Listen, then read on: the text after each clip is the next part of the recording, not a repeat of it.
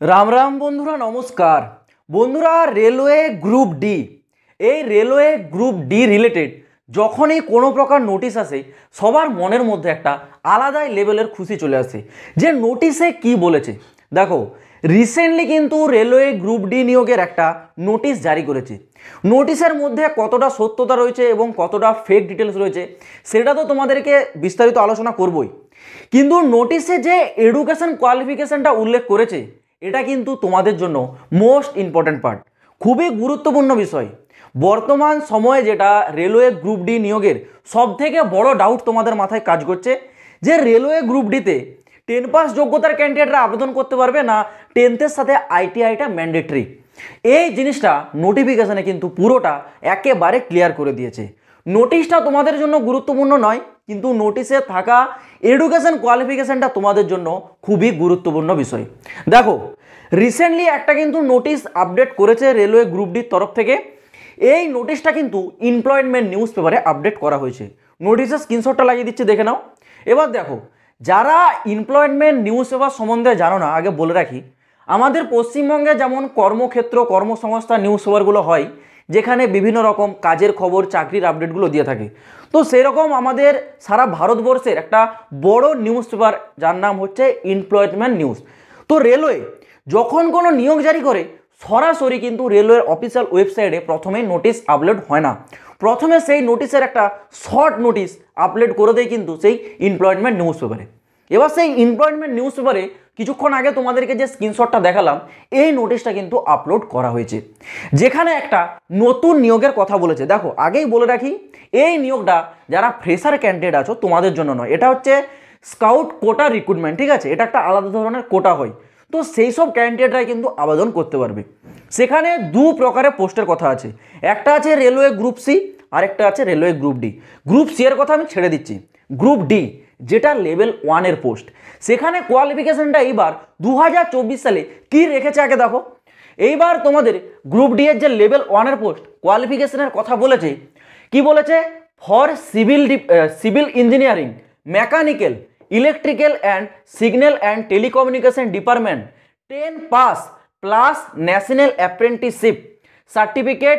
এখানে কি বলেছে, গ্রেডেড বাই এনসিভিটি, মানে এখানে তোমাদের স্পষ্ট ক্লিয়ার করে দিয়েছে কি কি department, civil engineering department, mechanical department, electrical department, signal and telecommunication department. এই কয়েকটা ডিপার্টমেন্টে যারা আবেদন করবে তাদের যোগ্যতা বলেছে 10 পাস মানে মাধ্যমিক পাস হতে হবে, আবার বলেছে প্লাস মানে এর সাথে সাথে ন্যাশনাল অ্যাপ্রেন্টিসেস সার্টিফিকেট যেটা তোমাদের এনসিভিটি হয় এটা থাকতে হবে, না হলে দেখো অর দিয়ে বলেছে 10 প্লাস প্লাস তোমাদের আইটিআই, মানে দু রকমের কোয়ালিফিকেশন বলেছে। কি বলেছে, হয় 10 পাসের সাথে সাথে ন্যাশনাল অ্যাপ্রেন্টিস সার্টিফিকেট যেটা ইন্ডিয়ান রেলওয়ে নিজে থেকে করায়, এখানে বলেও দিয়েছে কিন্তু এনসিভিটি, ঠিক আছে, যেটা রেলওয়ে নিজে থেকে করায় সেই অ্যাপ্রেন্টিসের সার্টিফিকেট থাকতে হবে, বা তোমাদের কাছে যদি আইটিআই থেকে থাকে, এখানে অর দিয়ে কিন্তু বলেছে 10 প্লাস পাস আইটিআই, ঠিক আছে, মানে তোমাদের 10th সাথে সাথে যদি আইটিআই থাকে বা 10th সাথে সাথে যদি এনসিভিটিতে করা অ্যাপ্রেন্টিসের সার্টিফিকেট থেকে থাকে তাহলে তোমরা এই ডিপার্টমেন্টগুলোর জন্য eligible, civil engineering, mechanical, electrical, signal and telecommunication, ঠিক আছে। এবার নিচে কি বলেছে দেখো, এই পোস্টের নিচে বলেছে or others department 10th pass or ITI. ব্যাপারটা ভালো করে বুঝো, বাকি যেসব ডিপার্টমেন্টগুলো আছে এগুলো ছাড়াও গ্রুপ ডিতে আরও বিভিন্ন প্রকারের ডিপার্টমেন্ট আছে, সেগুলোর ক্ষেত্রে বলেছে 10 পাস হতে হবে আর অর দিয়ে বলেছে আইটিআই থাকতে হবে। এখানে কিন্তু আইটিআইটা ম্যান্ডেটরি বলছে না, এখানে কিন্তু অর যোগ হয়ে গেছে। ব্যাপারটা দেখো, অর মানে তোমরা 10 পাস থাকলেও আবেদন করতে পারবে, যদি আইটিআই থাকে তাও আবেদন করতে পারবে, সেখানে এক্সট্রা বেনিফিট পেয়ে যাবে। এবার দেখো এরকমটা শুধু 2024-এ কি হয়েছে, একদমই নয়। যদি তোমরা 2019 সাল এর আগে স্কাউট কোটা সেম যেই কোটার থেকে রিক্রুটমেন্টটা জারি করেছে সেই কোটায় 2019 সালে যখন নিয়োগটা নিয়ে এসেছিল যেখানে গ্রুপ ডি পোস্ট ছিল, সেখানে কিন্তু বলেছিল 10th পাস প্লাস আইটিআই, এখানে কিন্তু প্লাস বলেছে আর এখানে অর বলেছে। ব্যাপারটা কি, 2019 সালের নিয়োগে 10th সাথে সাথে আইটিআই ছিল কিন্তু ম্যান্ডেটরি, মানে আইটিআই থাকতেই হবে, এখানে প্লাস বলে দিয়েছে 10th সাথে সাথে আইটিআই যদি থাকে তবেই গ্রুপ ডিতে আবেদন করতে পারবে। এই নিয়োগটা ছিল 2019 সালের, যেটা লাস্ট জারি করেছিল। 2019-এর পর কিন্তু সরাসরি 2024-এই আসছে, এরপর কিন্তু আর মাঝখানে কোনো রিক্রুটমেন্ট আসেনি। তো 2024-এ দেখো রিক্রুটমেন্টের প্রসেসে কিন্তু পরিবর্তন কি বলেছে, এই কয়েকটা ডিপার্টমেন্টের জন্য 10 প্লাস ন্যাশনাল ট্রেড সার্টিফিকেট, না হলে তোমাদের এখানে বলেছে আইটিআই থাকতেই হবে, ঠিক আছে। কিন্তু বাকি পোস্টের জন্য কি বলেছে, 10th-এর সাথে সাথে অর আইটিআই, মানে আইটিআই থাকলেও হবে না থাকলেও হবে।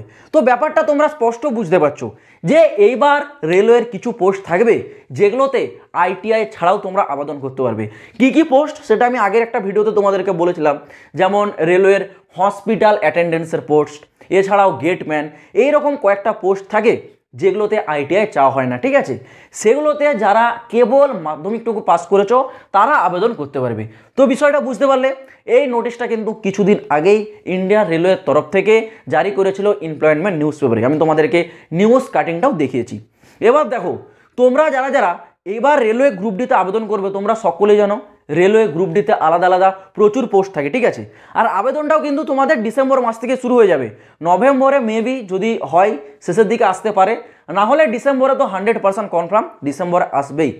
এবার রেলওয়ে গ্রুপ ডিতে তোমরা জানো আলাদা আলাদা প্রচুর পোস্ট থাকে। তো সেই সব পোস্ট অনুযায়ী, মানে পোস্ট অনুযায়ী কোন পোস্টের কাজ কি, এই বিষয়টা যদি জানতে চাও তাহলে একটু অবশ্যই কমেন্ট বক্সে কষ্ট করে একটু কমেন্ট করে জানাবে। যদি তোমাদের বেশি কমেন্ট থাকে তাহলে এই রিলেটেড একটা ভিডিও নিয়ে আসবো। আর এটা তোমাদের অবশ্যই জানা কিন্তু দরকার, না হলে ধরো তুমি এমন এমন পোস্টগুলোর উপর প্রিফারেন্স দিয়েছো, সেই সব পোস্ট রিলেটেড তোমার কাজের কোনো ইচ্ছেই নেই, তোমাকে সেই সব কাজ করতেই ভালো লাগে না, তাহলে ভাই চাকরি করার জায়গায় সেখানে তোমার হয়ে যাবে কিন্তু বিপরীতটা, সেখানে তোমার মনই বসবে না, তোমার কাজ করতে ইচ্ছাই হবে না, তাহলে তুমি কাজটা করবে কী করে? তোমাকে তো আগে জানতে হবে কোন পোস্টের কাজ কি। তোমাকে যদি বলি অ্যাসিস্ট্যান্ট ওয়ার্কশপের কাজ কি, তুমি এটা জানো না, তা না জেনে যদি সেখানে পোস্ট প্রিফারেন্স দাও তাহলে হবে না সেটা ঠিকঠাক। সেই কারণে বলছি রেলওয়ে গ্রুপ ডিতে প্রচুর পোস্ট আছে, তোমরা যদি চাও প্রতিটা পোস্ট ওয়াইজ কাজ কি তাহলে অবশ্যই কমেন্ট বক্সে কমেন্ট করো। পরবর্তী একটা ভিডিওতে পোস্ট ওয়াইজ কাজ নিয়ে আমি কিন্তু একটা ভিডিও নিয়ে আসবো, সেটা তোমাদের জন্য খুবই গুরুত্বপূর্ণ ভিডিও, কারণ ডিসেম্বর মাস থেকে ডেফিনেটলি রেলওয়ে গ্রুপ ডিতে ফর্ম আবেদন শুরু হচ্ছে। তো আশা করছি বিষয়টা বোঝাতে পারলাম। তো যারা যারা এই রিলেটেড ভিডিও চাও কমেন্ট বক্সে কমেন্ট করো, তো খুব শীঘ্রই আমি তোমাদের সামনে সে একটা ভিডিও নিয়ে আসবো। তো চলো বন্ধুরা, আজ ভিডিওটা এ পর্যন্ত, দেখা হচ্ছে আবার পরের ভিডিওতে নতুন কোনো আপডেটের সাথে। জয় হিন্দ, বন্দে মাতরম।